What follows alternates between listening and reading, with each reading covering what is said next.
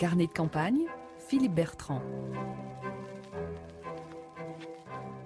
C'est une lettre de Céline qui nous a mis sur la voie. Donc bonjour et merci à Céline, notre correspondante, qui nous a écrit pour nous dénoncer un duo, Joseph Pavot et Benjamin Le Guern, avec la roulotte Scarabée. Benjamin, bonjour. Bonjour Philippe. La roulotte Scarabée, c'est d'abord une scène mobile qui appartenait à une compagnie nantaise.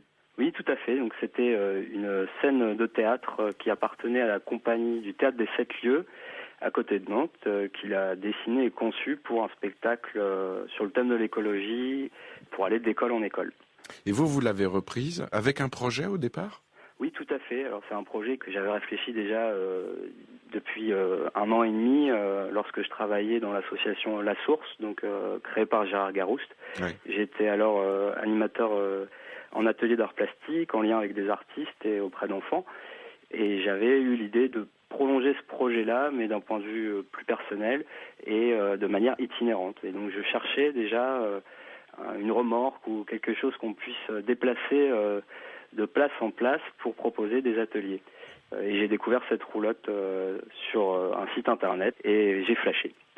Oui, non, mais je comprends parce qu'elle se déplie dans tous les sens. Elle a une vraie gueule, elle a une vraie allure, avec le dessin tout à fait justifié de votre part. On le comprend, de poursuivre votre travail en milieu rural et d'apporter la culture, comme on le dit, là où elle n'arrive pas. Il n'y a pas un souci aussi de la part des ruraux. On va pas les attaquer parce qu'on est en pleine ruralité régulièrement, mais un manque d'ouverture vers ce qui peut arriver en spectacle, se passer en création, en innovation.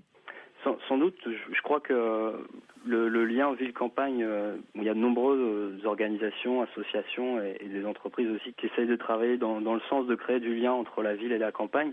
Il y a aussi, à mon avis, de plus en plus des questionnements liés au coût du déplacement, au transport.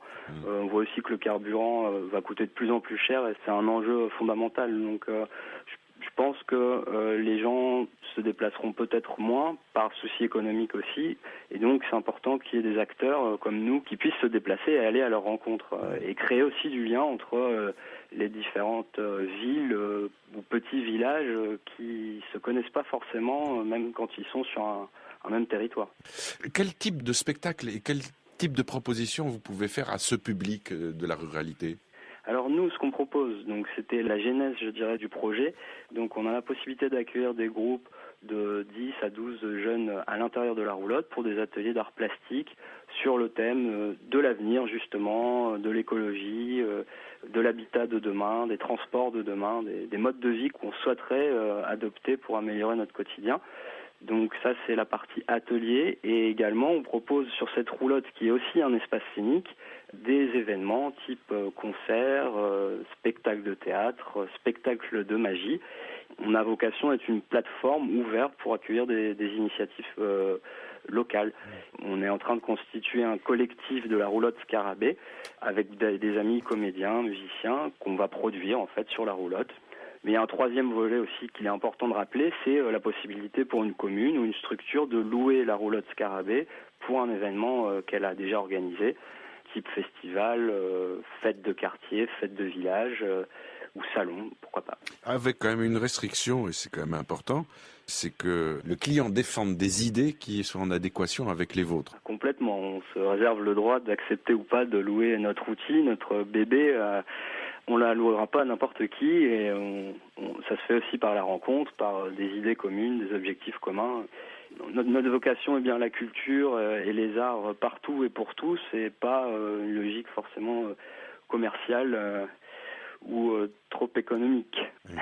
Je vois que vous avez des liens, alors en particulier sur Internet. Vous apparaissez sur babeldor.com, oui, qui est la première plateforme de financement solidaire. Oui. Le principe est simple. Des porteurs de projets présentent un projet, donc qui est souvent autour des arts, autour de la musique, autour des spectacles ou aussi de la solidarité internationale. Et c'est un appel à dons auprès des internautes.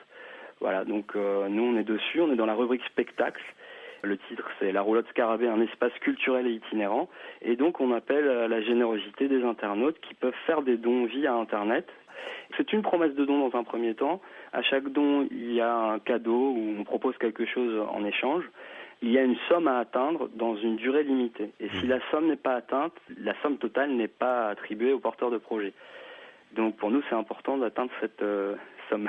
Voilà, ça s'appelle babeldor.com et puis l'adresse de la roulotte Scarabée, c'est un blog, c'est scarabée.blog.fr que vous allez retrouver à notre page.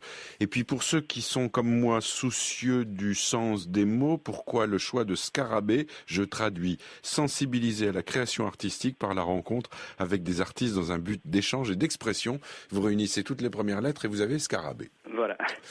Il fallait le trouver, mais bravo à vous. Vous êtes bien gratté la tête. Merci Benjamin. Merci à vous. Et continuez longtemps. Au revoir. À bientôt. Au revoir.